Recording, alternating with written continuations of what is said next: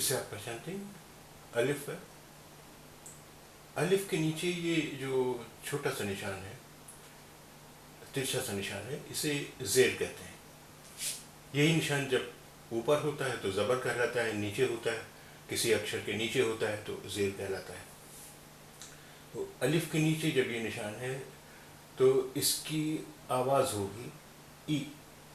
ई अगर ऊपर होता है ये निशान तो इसकी आवाज़ होती है आ, नीचे है तो इसकी आवाज़ है ई। अच्छा, एक हम नया अक्षर सीखते हैं। ये अक्षर है सीन। इसकी आवाज़ हिंदी के सा जैसी होती है। ये अक्षर दो तरह से बनता है, इस तरह भी बनता है और इस तरह भी बनता है। सीन, दोनों ही सीन है, कोई भी इस्तेमाल कर सकते हैं, इससे कोई फर्क नहीं पड़ता। अलिफ ज़ेर ई और सा इस, अलिफ ज़ेर ई और सा इस तरह भी लिख सकते हैं, इस तरह भी लिख सकते हैं। अलिफ ज़ेर ई और सा इस दोनों ही इस हैं। आइए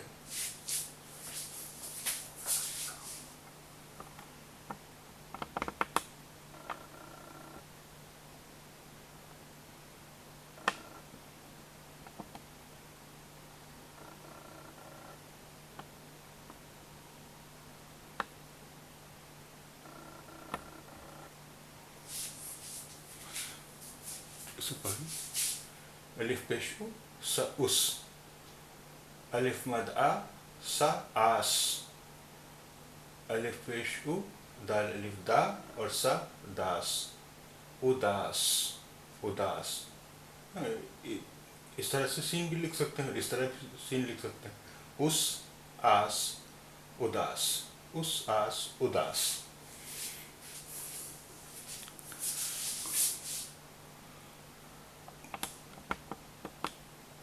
ये अब एक नया अक्षर सीखते हैं।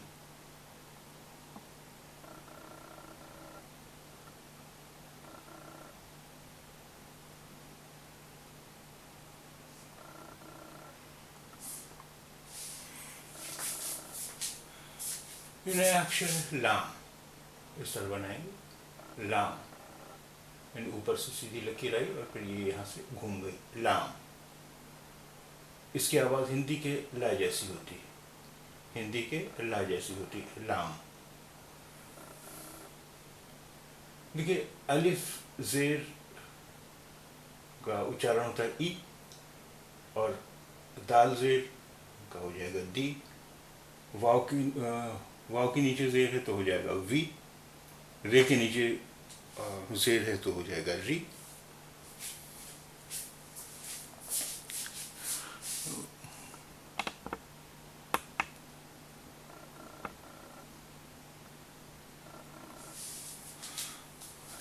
इसे पढ़ें। ये शब्द दाल ज़ेर दी और ला दिल, दाल ज़ेर दी ला दिल। इसे पढ़ें आप। रे व उल्टा पेश रू और सा रूस, रे व उल्टा पेश रू और सा रूस।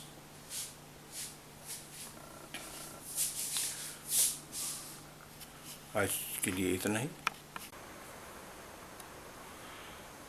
इस हर्फ का नाम है सीन,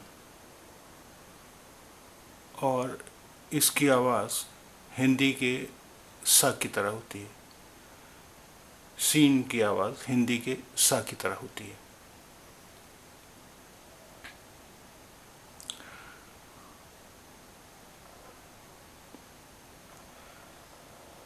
देखिए, अलिफ ज़ेर का प्रोनाउंसिएशन आप समझते हैं, ई, अलिफ ज़ेर ई, अलिफ पेश उ। तो अलिफ ज़ेर ई और सा हुआ इस, अलिफ पेश उ और सा उस, अलिफ ज़ेर ई सा इस, अलिफ पेश उ सा उस।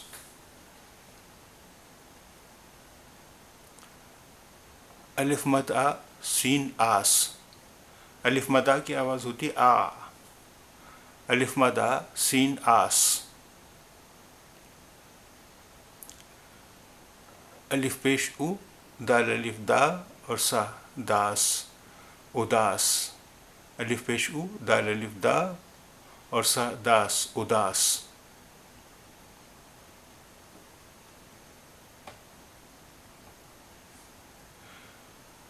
اس اکشر کا نام ہے لام. لام، اس کی آواز ہندی کے لا جیسی ہوتی ہے. لام، لا. دال زیر دی اور لا دل. دال زیر دی، لا دل. رے واو الٹا پیش رو اور سا روس. رے واو الٹا پیش رو اور سا روس.